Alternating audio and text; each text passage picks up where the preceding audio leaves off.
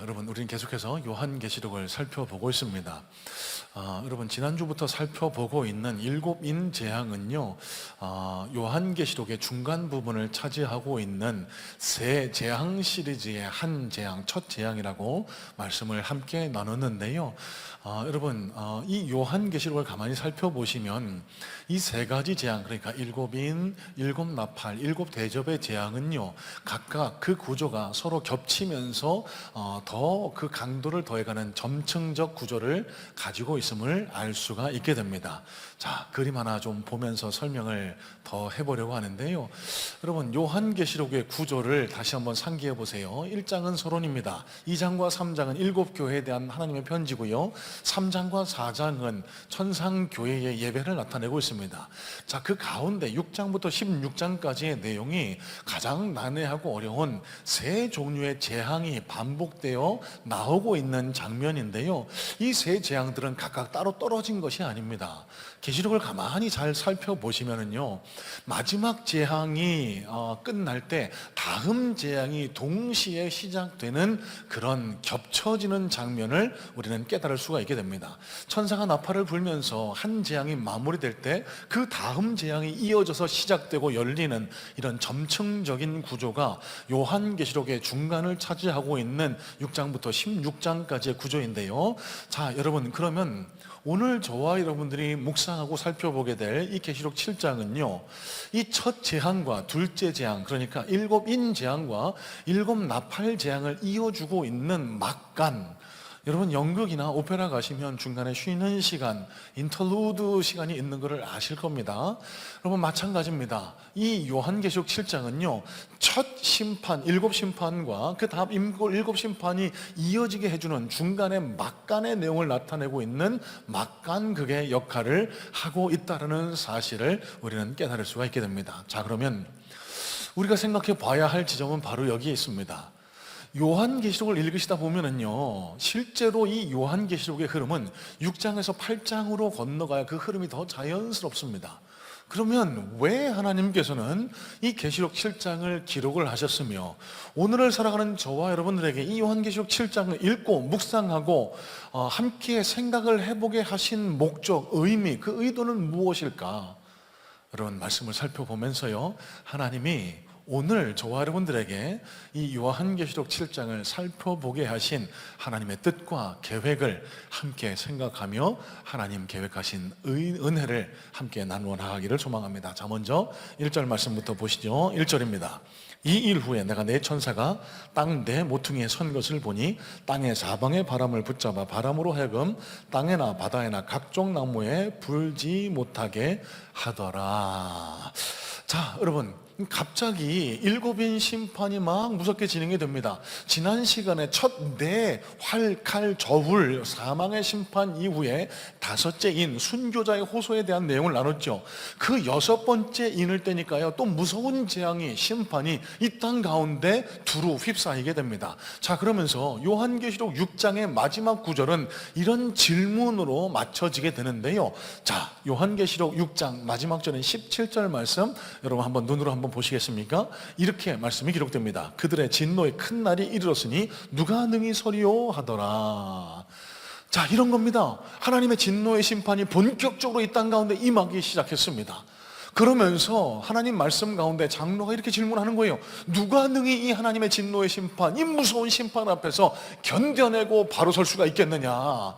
여러분, 이 질문에 대한 답이 이 계시록 7장 가운데 기록이 되어 있다라고 생각하시면 정확합니다. 자, 그러면 뭐라고 대답을 하고 계실까요? 2절로 3절 말씀도 같이 한번 다시 읽어볼까요? 2절로 3절에 이렇게 말씀이 기록됩니다. 또 봄에 다른 천사가 살아계신 하나님의 인을 가지고 해 돋는 데로부터 올라와서 땅과 바다를 해롭게 할 권세를 받은 네 천사를 향하여 큰 소리로 외쳐 이르되 우리가 우리 하나님의 종들의 이마에 인치기까지 땅이나 바다나 나무들을 해하지 말라 하더라. 자, 여러분, 이 맥락을 가만히 마음에 새기셔야 합니다.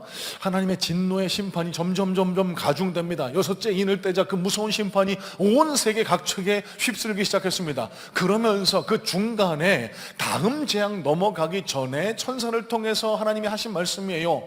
내 천사가 사방, 그러니까 천지 만물 동서남북을 붙잡고 바람, 그 진노의 심판이 이르지 못하도록 막고 있는 겁니다. 왜요? 그 목적, 그 왜, 이유가 무엇일까요? 하나님의 인치심이 끝날 때까지 그 바람이 불지 못하게 해라, 그 재앙이 임하지 못하게 해라. 이게 2절로 3절 말씀이 우리에게 알려주는 재앙의 사실이라는 겁니다. 자, 그러면 이 인이 뭘 뜻할까요? 인, 헬라 원어로 스프라기스라는 단어가 사용됐는데요, 이 인은 여러분 도장이라고 이해하시면 정확하겠습니다. 여러분 고대 사회, 유대 사회에서는요 목축업이 중심이 됩니다. 자기의 소유와 남의 소유를 구별하기 위해서요, 이 양이나 염소, 소 이런 각종 가축들의 몸 어느 한 구석에 도장을 찍어 놓습니다. 꽝 하고 이건 내 거라는 거예요. 그러니까 이 고대 사회에서요, 이 인이라는 것은 주인의 소유권, 통치권을 나타내기 위한 표식을 가리킬 때 찍었던 도장을 인이라고 합니다. 여러분, 그러면 이 인이 뜻하는 바가 뭘까요?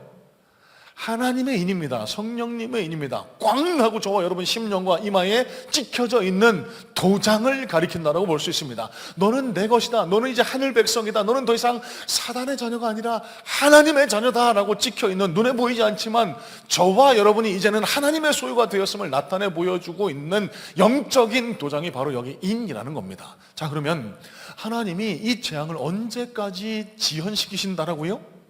이 인치기를 마치실 때까지, 하나님께서 계획하신 이 땅에 구원받을 백성이 다 심령의 인이 쳐질 때까지, 구원사역이 완성될 때까지 더 이상 그 재앙을 진행시키지 않고 막아주신다는 거예요. 자, 여러분, 그러면 이 말씀을 다시 한번 해석하고 그 의미를 되새겨볼 수 있으면 좋겠습니다. 여러분, 이 말씀이 누구에게 주어진 말씀이라고 했죠?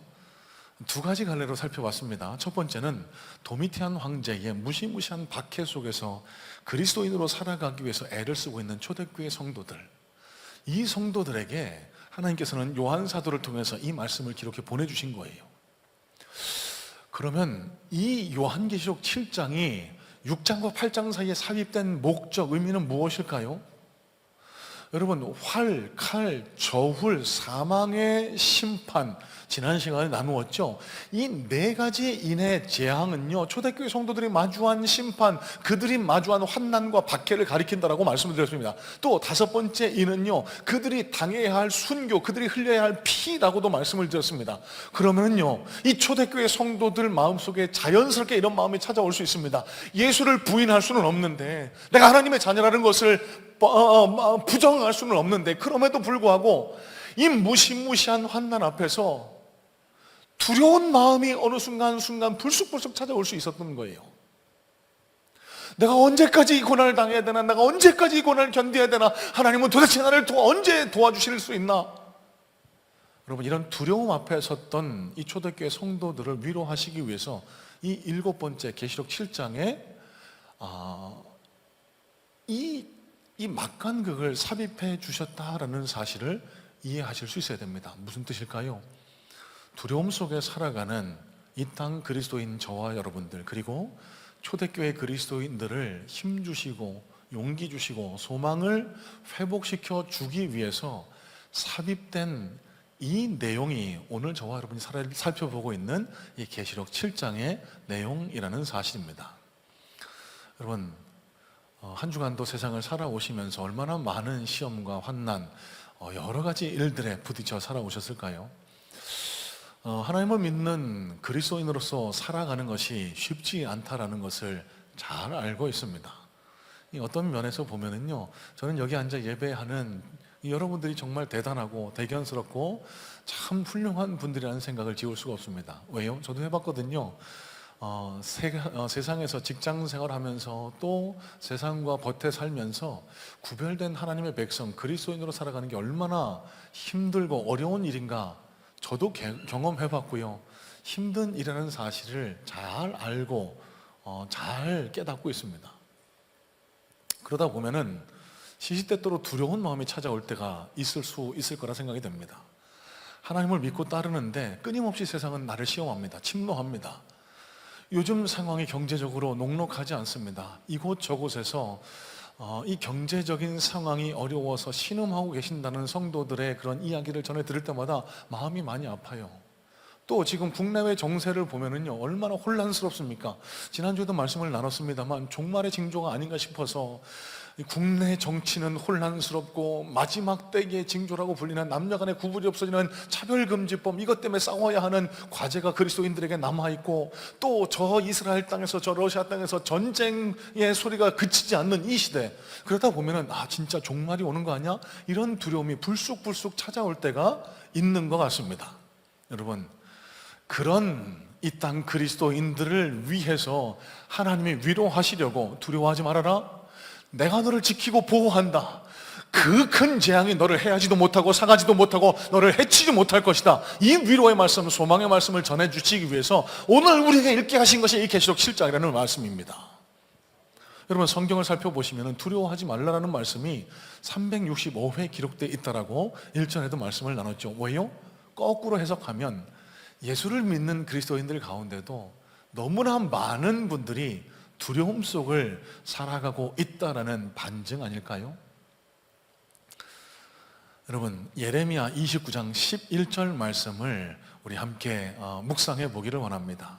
이 말씀을 읽으시면서 두려움에만 사로잡히지 마시라는 하나님의 뜻이 이 말씀 가운데 기록이 되어 있어요. 예레미야 29장 11절입니다. 너희를 향한 나의 생각을 아나니 평안이요 재앙이 아니니라. 너희에게 미래와 희망을 주는 것이니라. 여러분, 요한계시록을 살펴보면서 제가 계속해서 강조해 드립니다. 여러분, 이 요한계시록은요, 마지막 날 심판의 때 이렇게 살지 않으면 너희 죽어 망해, 이런 일을 당하게 될 거야, 이런 위협의 말, 무서운 말이 기록된 것이 계시록이 아니라는 사실을 거듭 말씀을 드려요. 이 환난의 때를 살아가는 그리스도인들에게 위로와 소망을 안겨주기 위해서 기록된 말씀이 계시록이라는 사실, 오늘 계시록 7장도 마찬가지 맥락에서 읽으실 수 있어야 합니다. 오늘 말씀을 읽는데요, 저 구약의 이사야서 36장, 37장의 장면을 떠올리게 됐습니다. 권면해 드리는데요, 오늘 하루를 지나시면서 여러분, 날도 맑고 얼마나 좋은 계절입니까? 다른 책들도 많이 읽으시지만 성경 말씀을 가까이 한번 곁에 둬보세요. 특별히 이사야서 36장, 37장을 오늘을 가시면서 한번 살펴보시기를 권면해 드립니다. 이 말씀은 무슨 말씀이냐? 구약 히스기야 왕 때 있었던 사건을 기록하고 있어요. 아수르라는 나라가 북이스라엘을 다 멸망시키고 이제 남유다까지 침공하려고 하고 있을 때입니다. 산헤립이라는 아수르 왕이 그의 군대 장관 랍사게를 앞세워서 유다를 정복하려고 그들을 포위하면서 위협합니다. 여러분, 지금 이 상황이, 지금 히스기야 왕과 유다 백성이 처해 있는 상황이 오늘을 살아가는 저와 여러분의 상황과 겹쳐 보여서 마음이 많이 안타깝고 마음이 많이 측은한 마음이 들었습니다. 무슨 얘기일까요? 사방각처를 둘러봐도 도움 줄 사람이 보이지 않아요. 의지하던 이집트는 국군이 다 쇠해갔고, 북왕국 이스라엘은 이미 멸망해버렸고, 저 아수르라는 나라는 너무 강대해 보여서 우리의 힘으로는 이길 수 없을 것 같아요. 곧 전쟁이 일어나 우리가 다 멸망하고 죽을 것 같은 이 위기 상황 앞에서 여러분, 이스라엘 백성의 대표가 보인 두 가지 상반된 반응이 있습니다. 첫 번째, 여호와김, 셈나, 요아라는 이스라엘의 핵심 참모입니다. 이 사람들은요, 세상적인 방법을 택합니다. 그 아수르 랍사게 장관에게 굴복해서 그들과 협상하려고 해요. 타협하려고 합니다. 여러분, 저와 여러분들도 이 땅을 살아나가다 보면 이런 유혹에 휩싸일 때가 있을 겁니다. 적당히 살지 뭐, 세상과 적당히 어울려서 살면 되지 뭐, 예수를 믿는 것도 좋지만 내가 먼저 좀 살아야 될 것 아니야. 여러분, 여호와김, 요아셈나가 이런 생각을 한 거예요. 그랬더니 무슨 결과가 일어나나요? 오히려 더 그 적들이 그들을 조롱하면서 더 그들을 무섭게 위협했습니다. 또 다른 상반된 반응은 히스기야 왕이에요. 히스기야 왕이 어떤 자세를 취했나 37장 1절 말씀에 기록이 되어 있는데, 이렇게 말씀을 기록합니다. 자기 옷을 찢고 굵은 배 옷을 입고 여호와의 전으로 갔고 라고 기록을 합니다. 여러분, 뭐라고 말씀합니까? 하나님 앞에 나와서 기도한 겁니다. 아무것도 기댈 것 없는 것 같지만 하나님 앞에 나와서 내 배옷을 찢고 심령의 옷을 찢어서 눈물 뿌려서 기도하는 거예요. 여러분, 이게 굉장히 비과학적이고 비논리적인 것처럼 비춰질 때가 많이 있습니다. 아니, 예수 믿는 것도 좋고 하나님 의지하는 것도 좋지만 일단 살고 봐야 될 거 아니야. 그래서 세상적인 방법을 택하고 적당히 속이고 거짓말하고 세상적인 방법으로 내 위기를 벗어나 보려고 하는 유혹이 저와 여러분들 누구에게나 찾아올 수 있습니다. 여러분, 근데 여러분, 하나님의 말씀이 우리에게 가르쳐 주시는 거는요, 거기에 답이 없다는 거예요. 그게 답이 아니라는 겁니다. 하나님 앞에 기도해봐야 무슨 소용이 있느냐라고 생각하실 수 있을지 모르지만 여러분, 저와 여러분들은 그리스도인이에요. 하나님께서 지금도 세상 만물을 통치하고 계시고 내 삶의 주권이, 세상 만물의 주권이 하나님께 달려있음을 믿음으로 고백하는 사람, 그리스도인 아닙니까? 그러면 여러분, 사방이 막혀있을 때 우리의 도움은 어디에 있을까요? 위에 있습니다. 하나님 앞에 있습니다. 그 하나님 앞에 매달려 기도하는 게 가장 지혜로운 그리스도인의 태도라는 사실을 여러분 기억하실 수 있어야 돼요. 여러분, 어떤 위기 앞에, 어떤 삶의 고난 앞에 처해 계실까요? 질병 때문에, 경제적인 문제 때문에, 자녀와 가정의 문제, 앞날의 문제 때문에 여러분 마음 답답해하고 힘들어 하시는 분들, 여러분 사방각천은 막혀 있어도요, 위를 향한 하늘문은 열려 있음을 잊지 마시고 히스기야처럼 하나님 앞에 나와 기도해 보시길 바랍니다. 이사야서 37장이 어떻게 결론 나는지를 잘 한번 읽어보세요. 이렇게 기도했더니 하나님께서 당신의 천사를 보내셔서 아수르 왕 사네립의 군대 18만 5천을 한순간에 해결해 주세요.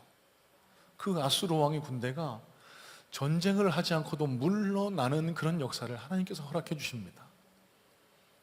여러분, 하나님의 이름으로 여러분들께 권면합니다. 여러분, 피할 길이 없어 보이고 사방각처가 막혀 있어 보여도요, 천지 만물을 주관하시고 우리 삶을 인도하시는 이는 하나님이십니다. 그분 앞에 엎드려 기도할 때요, 새로운 길도 내시고요, 새로운 사람도 붙여주시고 새로운 방향으로 인도하시는 하나님의 은혜 역사, 인도하심의 역사, 보호하심의 역사를 경험하게 되실 줄로 믿습니다. 이런 은혜를 충만히 경험하는 우리 성문의 성도님들 되시기를 간절한 마음으로 소망하고 축복해요. 자, 두 번째입니다. 4절 말씀도 함께 살펴볼까요? 4절입니다. 내가 인침받은 자의 수를 들으니 이스라엘 자손의 각 지파 중에서 인침을 받은 자들이 14만 4천이니 라고 기록이 됩니다. 자, 여러분, 이제부터 눈을 크게 뜨시고 좀 정신을 바짝 조여매시고 여러분 말씀에 좀 집중하시면 좋겠습니다. 물론 지금까지도 잘하고 계시는데요, 여러분, 이 구절이 왜 중요할까요? 여러분, 이 구절로 인해서 많은 분들이 이단 신천지 사이비들에게 걸려 넘어가서 실족하는 경우가 많기 때문에 그렇습니다. 이 구절을 잘못 해석하고 잘못 받아들이게 되면은요, 성경에 대한, 요한계시록에 대한 이상한 해석으로 빠질 수 있게 되는 우려가 있어요. 자, 여러분, 여기 14만 4천을 가지고 이단 신천지 각종 사이비들은요, 이 문자적으로 해석을 합니다. 세대주의 종말론적으로 해석을 해요. 그래서 우리를 믿고 따르지 않으면, 우리 종파에 속한 14만 4천에 들지 않으면 반드시 망할 거다, 지옥 간다, 이렇게 미혹을 해서요, 우리의 신앙을 통째로 뒤흔들고 우리의 신앙의 뿌리, 우리 가정의 뿌리를 뒤흔드는 것이 지금 이단 신천지 사이비가 사용하고 있는 방법이에요. 자, 여기 14만 4천은 누구를 가리키며 뭘 의미할까? 여러분 잘 한번 들어보셔야 됩니다. 자, 먼저 오늘 말씀에 5절부터 8절 말씀을 보시면은요, 이스라엘의 12지파의 수를 각각 1만 2천씩 합해서 14만 4천이 됐다라고 그렇게 설명을 하고 있습니다. 여기 요한계시록에서 거명하고 있는 이스라엘 12지파의 숫자가요, 구약 성경의 그것과는 많이 다르다는 사실을 먼저 우리는 눈치채실 수 있어야 됩니다. 구약 성경에서요, 이스라엘의 12지파를 헤아리는, 계수하는 방식은 크게 두 가지입니다. 처음은 여호수아 정복 전쟁을 마치고 나서 이 가나안 땅에 들어갔을 때 땅을 분배할 때에 12지파를 거명을 합니다. 그때에는요, 이 레위 지파가 빠집니다. 레위 지파는 따로 하나님을 제사하는 거룩한 제사장이라고 해서 빠지고, 요셉의 두 아들 에브라임과 므낫세가 각각 그 지파를 유업으로 물려받게 됩니다. 또 다른 한 갈래의 계수법은요, 야곱의 12아들들을 기준으로 이스라엘 12지파를 헤아리게 되는데요, 이때에는 레위 지파가 들어옵니다. 그런데 그 가운데 요셉이 들어가요. 그러면서 이 12지파로 헤아리게 됩니다. 자, 그런데 오늘 계시록 7장에 이스라엘의 12지파를 헤아리는 계수하는 방식은 그 12지파의 방식이 뒤죽박죽이고요. 그리고 그 방식도 구약의 그것과 많이 다릅니다. 실제로요, 이 요한계시록 7장에서 거명하고 있는 이스라엘 12지파 중에서 단지파가 빠지고 요셉과 므낫세가 등장을 합니다. 여러분, 뭔가 구약의 그것과는 달라요. 그러니까 문자적으로 숫자 그대로 해석할 것이 아니라 무언가 다른 의미를 지니고 있다라고 해석하는 것이 더 정확한 해석이라는 겁니다. 자, 그러면 단지파는 왜 빠졌을까? 이것 갖고도 미혹을 하는 경우가 있는데요, 여러 성경학자들이 여러 가지 갈래의 설명을 내놓습니다만 명확하지는 않습니다. 여러분, 우스갯소리입니다. 우스갯소리라는 걸 알고 들으세요. 어떤 이들은요, 이 단지파가 하나님한테 미움을 받아서 이 12지파에서 쫓겨나서 저 동양으로 이주를 했다, 그래서 단군의 조상이 됐다라고 해석을 하게 됩니다. 전혀 근거 없는 해석입니다. 명확하지가 않습니다. 우리가 가장 성경적으로 추론해 볼 수 있는 것은 사사기 말씀을 통해서요, 이 단지파가 미가의 신상을 섬겼던 지파입니다. 그래서 이 단지파가요, 오랫동안 이 우상 숭배를 해왔거든요. 그래서 이 하나님의 유업을 최종적으로 분배받는 계시록의 숫자에서는 빠지지 않았나라고 대다수의 복음주의 학자들은 해석을 하고 있습니다. 여러분, 하지만 이건 중요하지 않아요. 중요한 것은 여기 계시록 7장에서 이스라엘의 12지파를 계수하는 방식이 성경, 그러니까 구약의 그것과는 큰 차이를 보이고 있다는 사실입니다. 그리고 또 순서도 뒤죽박죽이고요. 여러분, 구약에서 지파를 계수할 때 그 지파의 숫자가 12,000, 12,000씩 딱딱 떨어지는 경우 없습니다. 이거 굉장히 부자연스럽습니다. 그러니까 여러분, 이게 뭘 뜻할까요? 여기 14만 4천은 숫자적으로 14만 4천 명, 문자적으로 해석해서는 그 의미를 제대로 이해할 수가 없게 된다는 겁니다. 여러분, 또 말씀드립니다. 계시록의 특징, 계시록이 어떤 형태로 쓰였나? 묵시문학의 구조로 쓰였습니다. 또 말씀드려요. 여러분, 지금이야 우리가 이 14만 4천이 뭐지? 이 신비한 숫자를 어떻게 풀어야 되지? 이렇게 고민하지만 여러분, 초대교회 성도 입장에서 이 글을 한번 읽어보세요. 이분들이 무슨 수학을 잘하셨겠습니까? 뭐 대학교 교육을 다 받았겠습니까? 아니요, 그런 수준의 교육이 아니었습니다. 그런데도 이 글을 읽으면서 초대교회 성도들은 바로 알았어요. 여기 14만 4천 우리를 가리키고 있구나. 이 교회 저 교회 성도 숫자를 다 합한 게 14만 4천이구나. 그 즉각적으로 알아차렸습니다. 여러분, 그러면 이게 무슨 의미를 지니고 있을까요? 여기 14만 4천은요, 이 땅에서 하나님이 구원하시기로 작정하신, 인치기시로 작정하신 구원받은 하늘 백성의 모든 수를 통틀어서 14만 4천이라고 기록을 한 겁니다. 자, 여러분, 이 사실을 조금 더 깊이 정확하게 이해하기 위해서는요, 이 히브리인들의 수비학, 공격 수비할 때 그 수비가 아니고요, 숫자수, 비유할 비자를 써서 수비학, 게마트리아라는 그런 학문의 갈래가 있습니다. 우리는 아라비아 숫자는요, 숫자에다가 그 큰 의미를 부여하지는 않지만 여러분, 히브리어에는 각각의 숫자에 고유의 의미가 부여되었습니다. 그 전통을 이어받은 유대인들은 이 내용을 다 알고 있었고요. 그래서 헬라어에도 그 숫자적인 의미가 더 씌워져 있는 것, 그래서 이 숫자의 의미를 부여하고 해석해내는 학문을 가리켜 게마트리아, 수비학이라고 합니다. 자, 표를 한번 볼까요? 이런 겁니다. 이 히브리인들의 수비학에 따르면요, 2는 증인의 수입니다. 증인은 둘 이상이 되어야 된다는 그런 의미를 지니고 있겠죠. 3은 하늘의 수고요. 4는 동서남북을 가리켜 그래서 땅의 숫자라고 그렇게 이해를 하실 수 있습니다. 5는 고통을 뜻하고요. 6은 사람의 숫자입니다. 자, 여기서부터가 중요합니다. 7은 완전수입니다. 성경에서 7을 가리키면은요, 완전한 숫자라고 이해하시면 되겠고요. 12는 통상적으로 하나님의 백성, 하나님의 통치를 가리킵니다. 또 1000은요, 충만한 수, 아주 큰 숫자를 가리킬 때 1000이라는 숫자를 쓰고 있었습니다. 자, 그러면 산수를 한번 해볼까 합니다. 14만 4천은 어디서 오게 됐을까? 여러분, 12, 구약시대의 12지파, 그리고 12, 하나님의 백성, 둘을 곱하면 몇이 될까요? 144가 됩니다. 거기다가 천을 곱하면 14만 4천이 되는 겁니다. 여러분, 그러면 이 14만 4천이 뭘 뜻하는지 아시겠죠? 여러분, 초대교회 성도의 눈으로, 그 머리로 이해하시면 정확한 거예요. 이 14만 4천은 무엇을 해야만, 교주의 뜻을 따라야만 들어갈 수 있는 그런 물리적인 숫자 14만 4천을 가리키는 게 전혀 아닙니다. 여기 14만 4천은 하나님께서 구원하시기로 작정한 이 땅의 하나님 백성의 완전한 수, 그 수가 완전하게 충만해졌을 때 하나님이 이 땅을 심판하시고 예수께서 다시 재림하신다는 내용을 나타내는 완전한 수를 가리키는 것이 24만 4천이라는 거예요. 여러분, 여기 잘못 해석하시면은요, 이단 신천지 혹은 다른 사이비에게 걸려 넘어가서 우리의 모든 신앙을, 우리의 모든 가정을 빼앗기는 그런 미혹에 빠질 우려가 있기 때문에 이렇게 강조해 드리는 거예요. 자, 그러면 24만 4천이 상징적인 수로 이해해야 된다라는 성경 속의 내적 증거도 한번 제시해 드려 볼까요? 여러분, 지난주입니다. 2주 전에 요한 사도가요, 하나님 오른손에 들려있는 두루마기, 임봉되어 있는 두루마리를 보고 울었습니다. 왜요? 그 두루마리를 뗄 사람이 없어서. 그때 한 장로가 나타나서 이렇게 얘기하죠. 울지 말아라. 유다의 사자 다윗의 뿌리가 나타나셔서 이 인을 떼실 것이다. 여러분, 이렇게 달래주고 나서 요한이 봤더니요, 누가 계셨죠? 사자가 아니라 어린 양. 여러분, 오늘 본문에도 똑같은 장면이 비슷하게 반복이 됩니다. 여러분, 여기 14만 4천이라고 숫자를 제시한 이후에요, 요한 사도가 그 14만 4천이 무엇을 하고 있나 목도하고 있는 장면이 저 9절 말씀에 기록이 되어 있습니다. 9절에 이렇게 기록되는데요, 이 일 후에 내가 보니 각 나라와 족속과 백성과 방언에서 아무도 능히 셀 수 없는 큰 무리가 나와.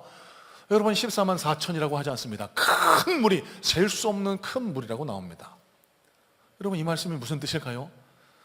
계시록 7장에 기록되어 있는 14만 4천은 문자적인 숫자가 아니라 상징적인 숫자라는 거예요.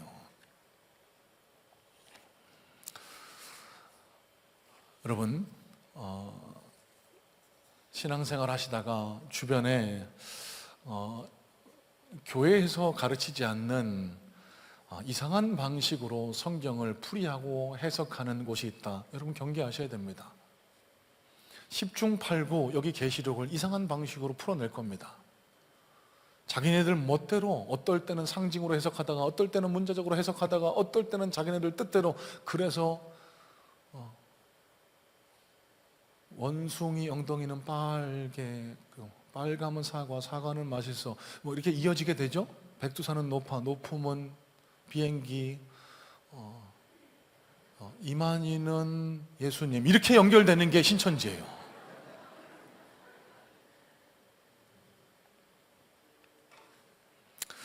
자, 마지막으로 9절로 10절 말씀도 한번 살펴볼까요? 9절에서 10절입니다. 이 일 후에 내가 보니 각 나라와 족속과 백성과 방언에서 아무도 능히 셀 수 없는 큰 무리가 나와 흰 옷을 입고 손에 종려 가지를 들고 보좌 앞과 어린 양 앞에 서서 큰 소리로 외쳐 이르되 구원하심이 보좌에 앉으신 우리 하나님과 어린 양께 있도다 하니. 요한 사도가요, 장로의 그런 지시에 따라서 그 큰 무리를 보니까요, 이 큰 무리가 뭘 하고 있는지를 나타내 보여주고 있는 것이 이어지는 계시록 7장의 나머지 말씀입니다. 여러분, 여기 흰 옷은 성결, 거룩을 뜻합니다. 종려나무는요, 승리를 뜻합니다. 그러니까 하나님께 인침을 받은 하늘나라 백성들이 저 천국에서 뭘 하고 있을까요? 하나님을 찬양하고 있어요. 하나님을 경배하고 있어요. 자, 요한이 궁금해서 물었습니다. 13절인데요, 제가 세번역 성경으로 한번 읽어보겠습니다. 세번역 성경 13절입니다. 그때에 장로들 가운데 하나가 흰 두루마기를 입은 이 사람들은 누구이며 또 어디에서 왔습니까? 하고 나에게 물었습니다. 자, 여러분, 우리에게 마지막 남겨진 과제가, 포인트가 바로 여기에 있습니다. 그렇다면 여기 흰 옷 입은 사람, 인침 받은 사람은 과연 누구일까? 자, 요한 사도가 이렇게 대답을 합니다. 14절에 이렇게 대답을 하고 있습니다. 14절 다시 한번 눈으로 보세요. 14절, 내가 말하기를 내 주여 당신이 아시나이다 하니 그가 나에게 이르되 이는 큰 환난에서 나오는 자들인데 어린 양의 피에 그 옷을 씻어 희게 하였느니라. 여러분, 이 사람들이 누구라고요? 어린 양의 피에 그 옷을 씻어 그 옷이 하얗게 된 자들. 여러분, 이게 누구를 가리킬까요? 하나님의 인치심을 통해서 예수 그리스도 십자가 구속의 은혜를 받아들인 자들, 구원받은 이 땅 백성입니다. 전에는 죄로 물들어 있고 세상 욕심과 탐욕에 물들어 있던 우리의 심령, 우리의 삶이 예수 그리스도의 십자가 보혈로 씻겨졌습니다. 하얗게 성결하게 됐습니다. 그래서 이젠 드디어 하나님 앞에 거룩한 찬양을, 하나님 앞에 거룩한 예배를 드릴 수 있는 하늘 백성으로 그렇게 변화하게 된 거예요. 이런 백성들이 14만 4천이라고, 흰옷 입은 자라고 성경은 우리에게 가르쳐주고 있는 겁니다. 여러분, 여기 흰옷 입은 자들이 누를 복에 대해서 이어지는 마지막 절까지의 말씀이 가르치고 있습니다. 여러분, 제가 한번 읽어봐 드릴 테니까요, 한번 귀를 열고 들어보시길 바랍니다. 그러므로 그들이 하나님의 보좌 앞에 있고 그의 성전에서 밤낮 하나님을 섬기매 보좌에 앉으신 이가 그들 위에 장막을 치시리니 그들이 다시는 줄이지도 아니하며 목마르지도 아니하고 해나 아무 뜨거운 기운에 상하지도 아니하리니 이는 보좌 가운데에 계신 어린 양이 그들의 목자가 되사 생명수 샘으로 인도하시고 하나님께서 그들의 눈으로 모든 눈물을 씻어줄 것입니다. 여러분, 이 말씀을 준비하고 묵상하는데 얼마나 은혜가 되는지 모릅니다. 왜일까요? 여러분, 이 말씀이 우리가 천국에 가서 저 요한계시록 후반부에 기록된 말씀과 유사하니까 천국 가면 일어날 일이라고만 생각하실까요? 아니요, 그렇지 않습니다. 여러분, 구원을, 성경을 바로 이해하시기 위한 올바른 해석의 틀, 이미 그러나 아직이라는 틀을 기억하시길 바랍니다. 여러분, 이 복이 천국에서 누릴 복이기도 하지만 이 땅을 살아나가면서 흰 옷을 입은, 그러니까 예수 그리스도의 십자가 보혈로 구속함의 은혜를 덧입은 저와 여러분들 누구나 누릴 수 있는 복이 바로 이 복이라는 거예요. 그러면 이게 무슨 뜻일까요? 여러분, 이 땅 가운데서 그리스도인으로 살아가면서 여러 가지 일을 당할 수 있습니다. 갑자기 찾아온 질병 때문에 마음이 무너져 내릴 때가 있고요, 갑자기 어려운 경제 상황 때문에 하나님의 도우심을 간구하며 눈물 뿌릴 때가 있을 수 있고요, 내 자녀가, 내 가족이 내 마음과 합해지지 않아서 마음이 어렵고 힘들고 무너져 내릴 때가 있을 수 있습니다. 여러분, 그때 우리가 기댈 수 있는 복이 바로 이 복이에요. 여러분, 우리는 망하지 않습니다. 왜요? 흰 옷을 입은 그리스도의 거룩한 보혈로 새로운 거룩한 흰 옷을 입은 저와 여러분들 모든 재앙과 심판에서 하나님이 우리를 막아주신대요. 우리를 보호해 주신대요. 그리고 우리가 힘들고 어렵고 지칠 때 우리 눈에 흘리는 눈물을 주님께서 닦아주신대요.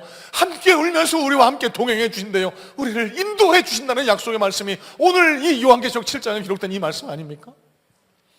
저는 소망합니다. 이 예배에 참여하신 우리 모든 성문의 성도님들의 신앙의 발걸음 가운데 오늘 이 계시록 7장에 기록되어 있는 하나님의 은혜, 이 놀라운 은혜, 하나님의 위로하심, 하나님의 인도하심, 하나님 보호하심의 은혜가 충만하게 경험될 수 있게 되기를 간절한 마음으로 소망하고 축복해요.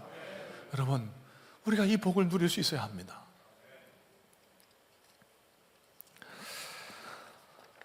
자, 그러면 마지막 남은 질문이죠. 그러면 과연 나는 이 복을 누릴 자격이 있는가? 나는 과연 인침을 받은 사람인가? 나는 과연 흰 옷을 입은 사람인가? 우리가 어떻게 확증해 볼 수 있을까요? 여러분, 말씀을 통해서 한두 가지만 한번 점검해 보죠. 여러분, 잘 들으세요.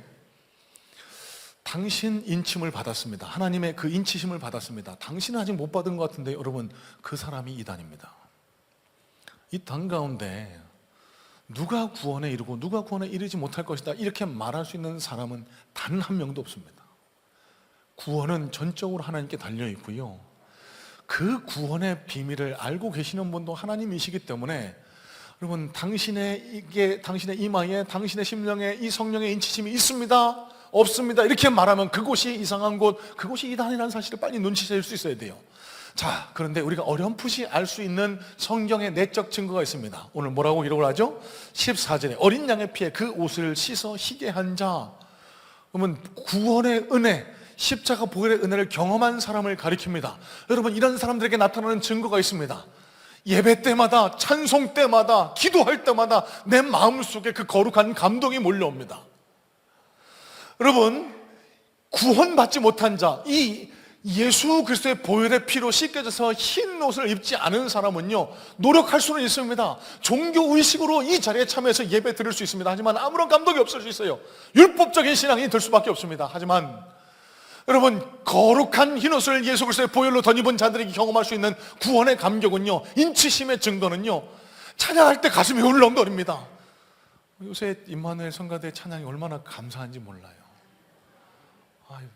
매번 찬양할 때마다 가슴이 울렁거리고요. 이게 설교 말씀 전할 때 얼마나 힘이 되고 능력이 되는지 모릅니다.